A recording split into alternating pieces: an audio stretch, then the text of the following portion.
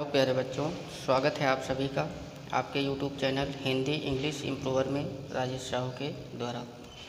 आज क्लास 12 के short story से एक बहुत ही अच्छी इंटरेस्टेड कहानी जिसका नाम है द लॉस्ट चाइल्ड, खोया हुआ बच्चा, उसका हिंदी अनुवाद पढ़ेंगे इस वीडियो में। ये कहानी मुल्क राज आनंद के द्वारा लिखी गई है। ये कहानी बहुत ही रुचिकर है। प्रस्तुत कहानी के अंतर्गत एक छोटा सा बच्चा अपने माता पिता के साथ गांव के एक मेले में जाता है। वह उछलता कूदता हुआ, भागता हुआ इधर उधर खिलौने आदि चीज़ों को देखकर कहीं पर खो जाता है, अर्थात अपने माता पिता से दूर हो जाता है।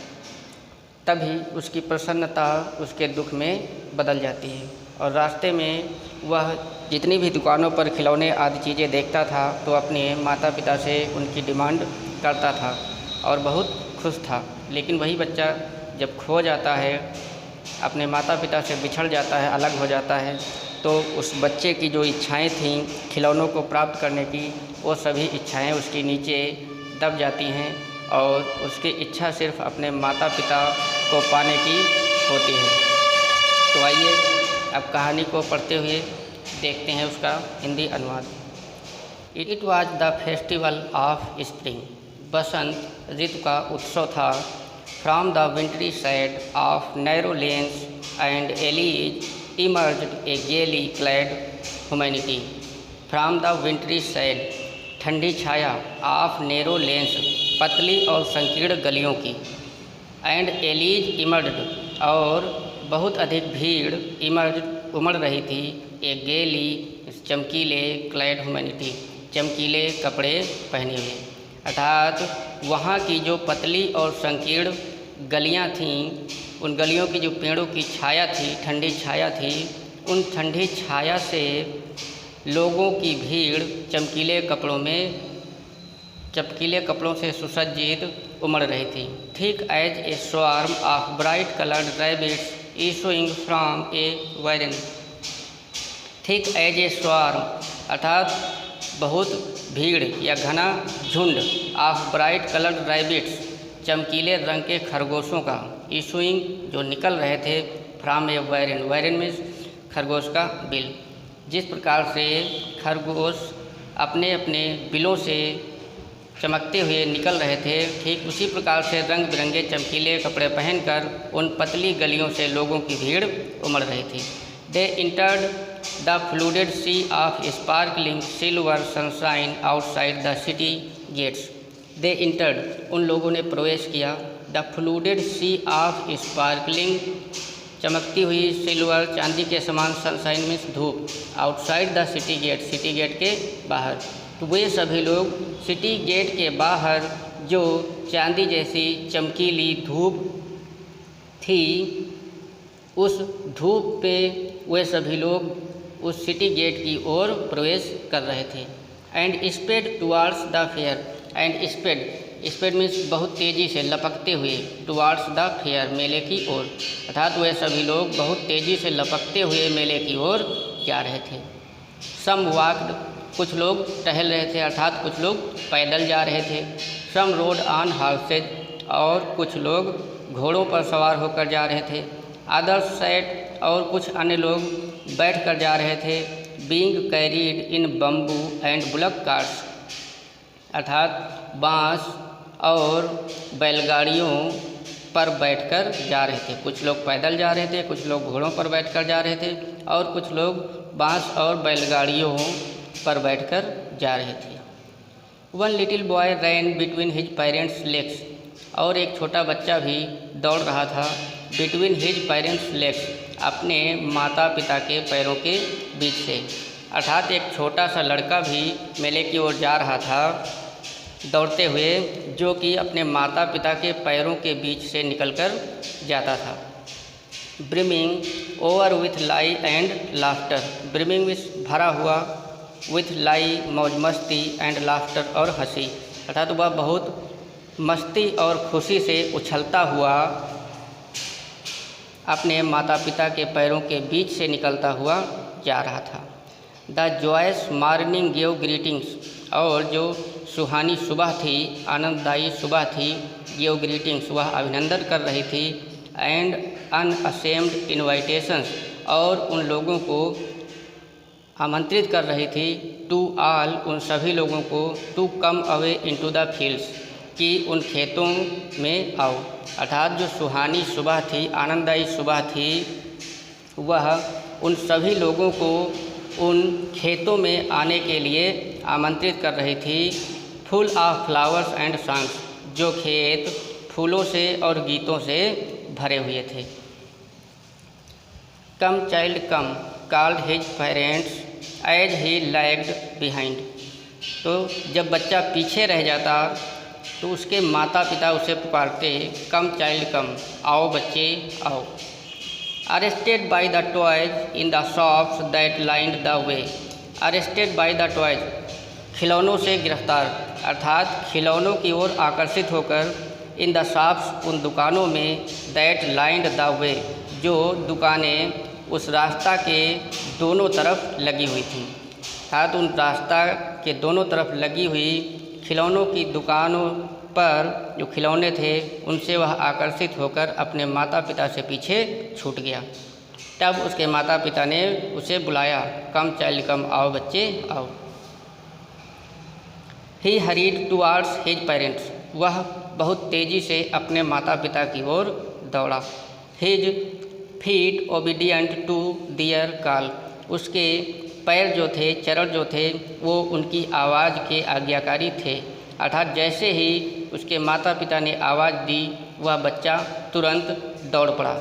His eyes still lingering on the resting toys, his eyes उसकी आँखें स्टिल अभी भी लिंगरिंग मीन्स डटी हुई थीं, ऑन द रेस्टिंग टॉयज उन्हीं खिलौनों पर, अर्थात वह लड़का तो भागकर अपने माता पिता के पास आ गया था, लेकिन उसकी निगाहें अभी भी उन्हीं खिलौनों पर जमी हुई थीं। As he came to where they had stopped to wait for him, as he came to where जैसे ही वह वहाँ पर पहुँचा जहाँ they had stopped to wait for him, जहाँ उसके माता पिता रुक करके उसका इंतज़ार कर रहे थे। He could not suppress the desire of his heart, he could not suppress वह नहीं दबा सका, suppress मीन्स दबाना, the desire of his heart अपने हृदय की इच्छा को, अर्थात वह अपने हृदय की इच्छा को, लालसा को दबा नहीं सका। Even though he well knew the old cold stare of refusal in their eyes, even though यद्यपि he well knew वह ठीक प्रकार से जानता था, द ओल्ड उसके बूढ़े पिता, कोल्ड स्टेयर ऑफ रिफ्यूजल कि उसके पिता की ना करने की नज़र, इन दियर आइज उनकी आँखों में। यद्यपि बच्चा जानता था कि पिताजी हमें मना कर देंगे, अर्थात उनकी नज़र जो थी वो मना करने वाली थी, फिर भी वह अपने दिल की इच्छाओं को दबा नहीं सका।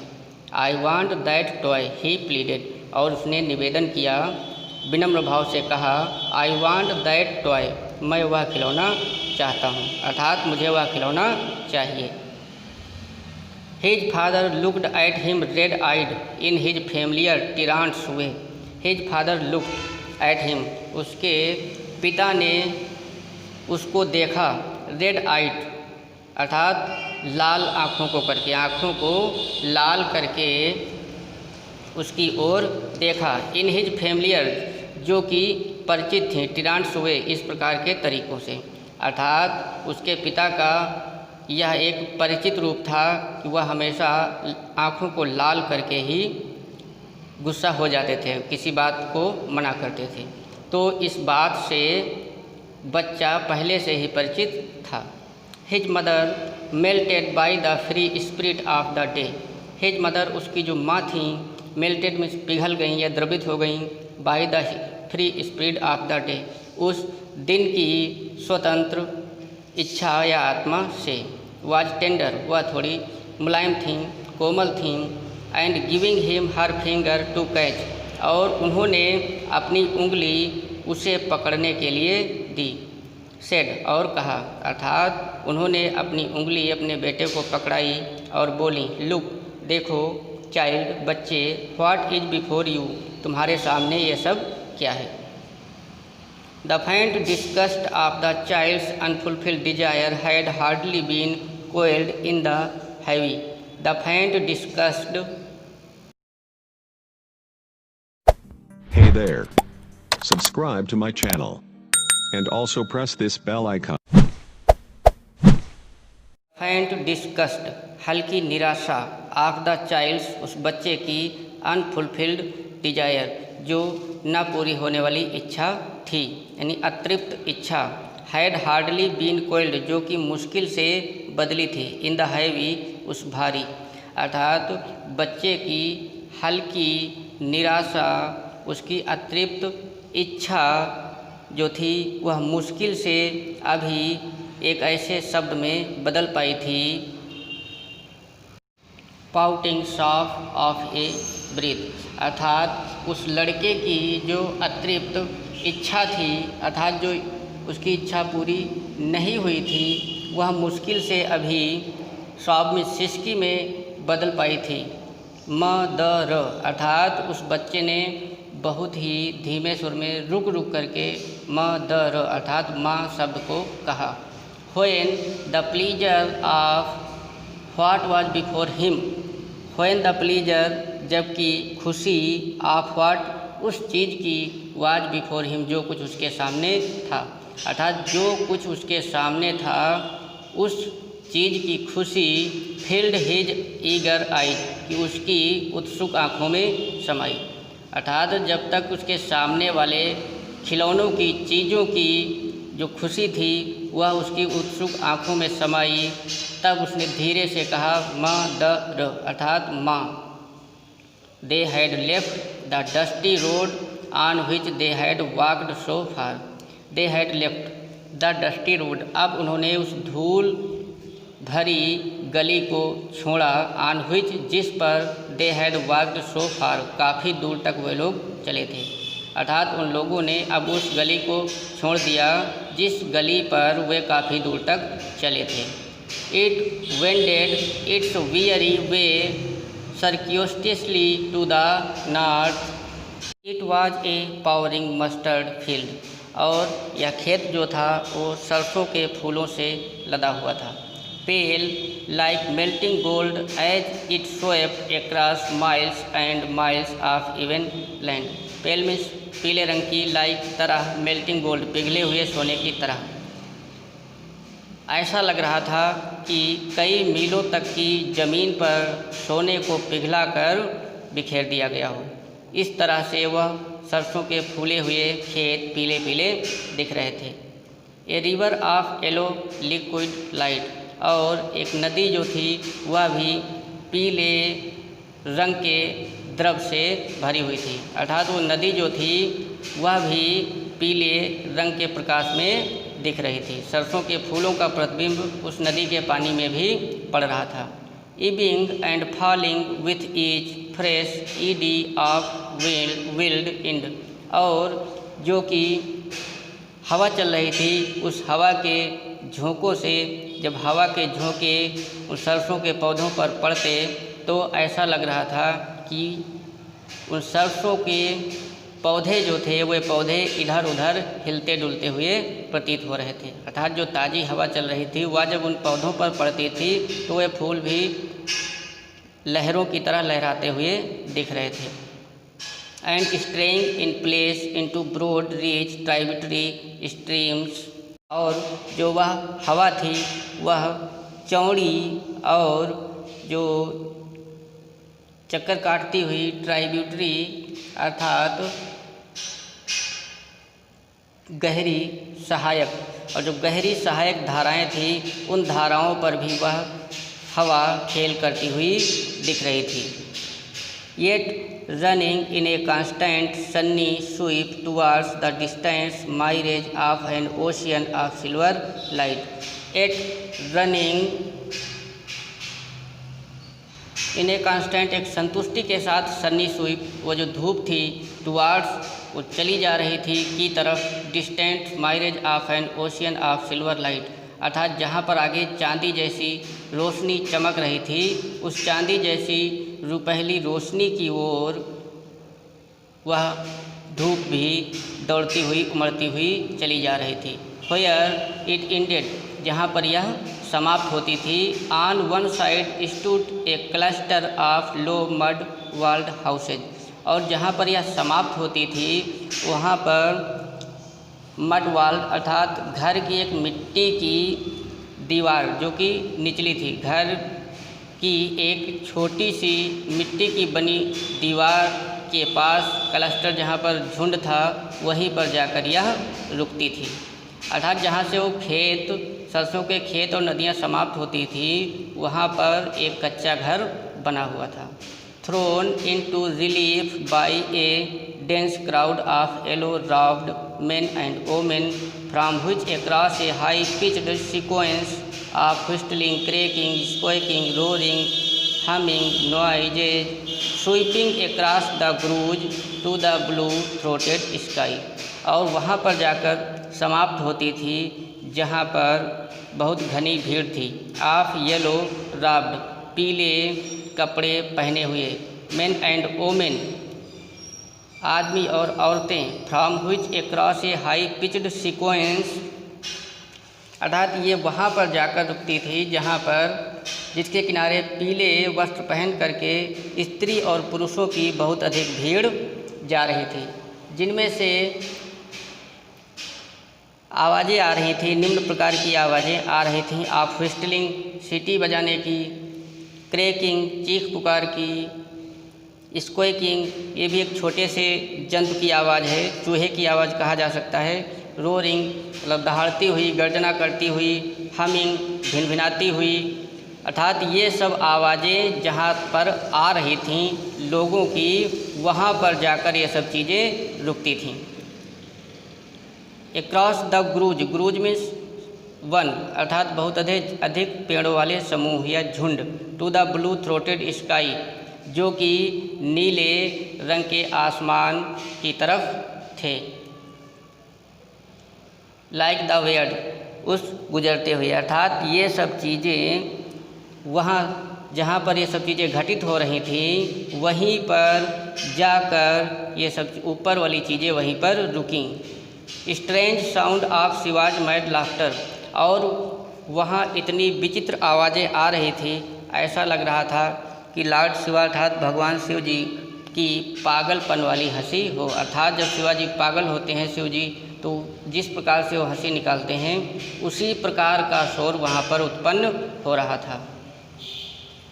The child looked up to his father and mother, saturated with the shrill joy and wonder of this vast glory, and feeling that they too wore the evidence of this pure delight in their faces.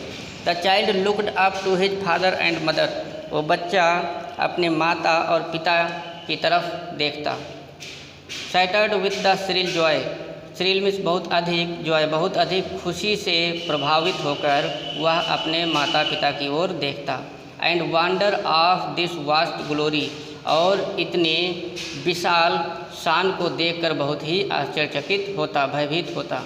And feeling that they too, और feeling means अनुभव करता, that they to, ऐसा ही अनुभव उसके माता पिता भी करते। जिस प्रकार से वह बच्चा अनुभव कर रहा था ठीक उसी प्रकार से उसके माता पिता भी अनुभव कर रहे थे।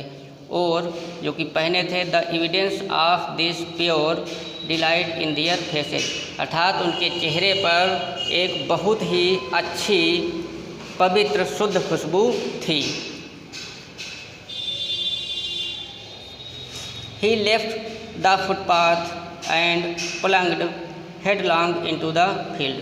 He left the footpath, उन्होंने फुटपाथ को छोड़ दिया, अर्थात जिस पगडंडी पर वे आ रहे थे उन्होंने उस पगडंडी को छोड़ दिया।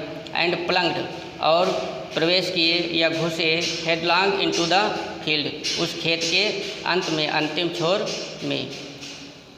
Prancing like a young colt, उछलते हुए जैसे, कोल्ट मीन्स घोड़ी का बच्चा। बछेड़ा एक बछेड़ा की तरीके से कूदते हुए उस खेत के बाहर निकले। His small feet teeming with the fitful gust of wind that came rich with the fragrance of more distant field. His small feet teeming with the fitful gust of wind that came rich with the fragrance of more distant fields. अर्थात जो अन्य खेत थे, थोड़ा अधिक दूरी पर जो खेत थे, उन खेतों से हवा के साथ में जो अच्छी मोहित करने वाली खुशबू आ रही थी हवा के साथ, उसी हवा के साथ वह बच्चा अपने छोटे छोटे पैरों से लय मिलाने की कोशिश कर रहा था। अर्थात वह बच्चा अपने छोटे छोटे पैरों से जो अन्य दूर के खेतों से अच्छी खुशबू आ रही थी हवा के साथ, उस हवा के साथ वह कदम से कदम मिलाकर चलने की कोशिश कर रहा था। A group of dragonflies were bustling. A group of dragonflies टिड्डियों का झुंड, टिड्डियों का एक झुंड या समूह उड़ रहा था। About on their gaudy purple wings, अपने बैंगनी पंखों को फैलाकर। वहाँ टिड्डियों का एक झुंड अपने बैंगनी पंखों को फैलाकर उड़ रहा था। Intercepting the flight of A loan black butterfly in search of sweetness from the flowers. जो इंटरसेप्टिंग जो बाधा उत्पन्न कर रहा था, the flight of A loan black butterfly, एक अकेली और काली तितली के, इन सर्च ऑफ जो कि खोज में थी, स्वीटनेस फ्रॉम द फ्लावर्स, फूलों की खुशबू, मधुरता। अर्थात एक काले रंग की अकेली तितली थी जो फूलों का रस चूसने की कोशिश में थी। उसकी कोशिश में टिड्डियों का एक समूह जो अपने बैंगनी पंख फैलाकर उड़ रहा था, वह समूह उस तितली के मार्ग में बाधा उत्पन्न कर रहा था। The child followed them in the air with his gaze. उस छोटे से बच्चे ने हवा में दौड़ते हुए उस टिड्डी का पीछा किया। विथ हिज गेज, काफ़ी उत्सुकता के साथ। Till one of them would fold its wings and rest, तब तक उसका पीछा करता रहा जब तक वन ऑफ देम, उनमें से एक, वुड फोल्ड, मोड़े, इट्स विंग्स, अपने पंख, एंड रेस्ट, और आराम किया। अर्थात वह बच्चा तब तक हवा में उनके पीछे पीछे दौड़ता रहा जब तक कि उनमें से एक टिड्डी ने अपने पंख मोड़कर आराम करने के लिए बैठ गई। And he would try to catch it, और वह उसे पकड़ने की कोशिश करेगा। But it would go fluttering flapping up into the air when he had almost caught it in his hands। But it would go fluttering, और यह फड़फड़ाते हुए, इनटू द एयर, हवा में उड़ गई। When he had almost caught it in his hands, जैसे ही उस बच्चे ने उसे अपने हाथों में पकड़ने की कोशिश की, अर्थात वो पकड़ने ही वाला था, तभी यह टिड्डी पंखों को फड़फड़ाते हुए हवा में उड़ गई। वन बोल्ड ब्लैक बी, एक काले रंग का बहुत ही बहादुर जीव, बी अर्थात भंवरा, ब्लैक बी एक भंवरा होता है। वन बोल्ड ब्लैक बी, एक बहादुर भंवरा, having evaded capture sought to tempt him by whining round his ear. तो ऐसा लगा कि उस काले भंवरे ने उसके पास आ करके उसके कान में कुछ गुनगुना कर कहने की कोशिश की। And nearly settled on his lips, और लगभग यह भंवरा उस बच्चे के ओठों पर बैठने ही वाला था। अर्थात उस काले भंवरे ने उस बच्चे के ओठों के पास आ करके उसके कान में कुछ कहा, ऐसा उस बच्चे ने महसूस किया। Capture sought to tempt him by whining round his ear and nearly settled on his lips. When his mother gave a cautionary call, तभी उसकी माँ ने उसे कॉशनरी में सावधान करने वाली, कॉल मीन्स आवाज़, तभी उसकी माँ ने उसे सावधान करने वाली एक आवाज़ दी। कम चाइल्ड कम, आओ बच्चे आओ। Come on to the footpath, इस फुटपाथ पर अर्थात इस पगडंडी पर आ जाओ। He ran towards his parents gaily, वह खुशी खुशी अपने माता पिता की ओर दौड़ा। And walked abreast of them for a while, थोड़ी देर के लिए, थोड़े समय के लिए वह अपने माता पिता से भी आगे निकल गया, अर्थात वह इतनी तेज़ दौड़ा कि अपने माता पिता को पीछे छोड़ दिया। बीइंग हाउएवर सून लेफ्ट बिहाइंड, तभी थोड़ी देर के बाद वह फिर से पीछे छूट गया। Attracted by the little insects and worms along the footpath, और जो उस पगडंडी के चारों ओर छोटे छोटे जीव और कीड़े मकोड़े उड़ रहे थे, उनसे आकर्षित होकर वह फिर अपने माता पिता से पीछे हो गया। Come child come, his parents called from the side of a grove, तभी उसके माता पिता ने फिर एक झुरमुट से आवाज़ लगाई, आओ बच्चे आओ। Where they had seated themselves on the edge of a wall, जहाँ पर वे लोग एक कुएं के जो किनारी हिस्सा था, कुएं के किनारे बैठे थे, अर्थात वे लोग एक कुएं के किनारे पर बैठ करके अपने बच्चे को आवाज़ लगाई, आओ बच्चे आओ। ही रैन टुवार्ड्स देम, वह बच्चा फिर दौड़कर अपने माता पिता के पास पहुंच गया। An old banyan tree out stretch its powerful arms over the blossoming jack and jamun and neem and champak and shirsha and cast its shadows across beds of golden cassis and crimson gulmohar as an old grandmother spreads her skirts over her young ones। एक पुराना बरगद का पेड़ जो कि अपनी बहुत ही शक्तिशाली भुजाओं को अर्थात शाखाओं को फैलाए हुए था।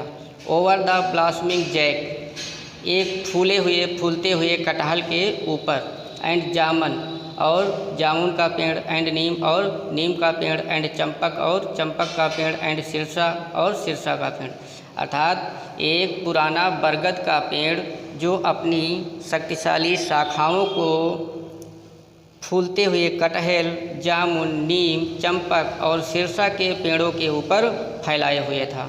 एंड कास्ट इट्स शैडो, और यह अपनी छाया बिखेर रहा था। Across beds of golden cassia and crimson gulmohar, और जो सुनहरे केसिस फूल हैं, क्रिम्सन ये भी फूल हैं, गुलमोहर आदि फूलों के पौधों के ऊपर अपनी छाया बिखेर रहा था।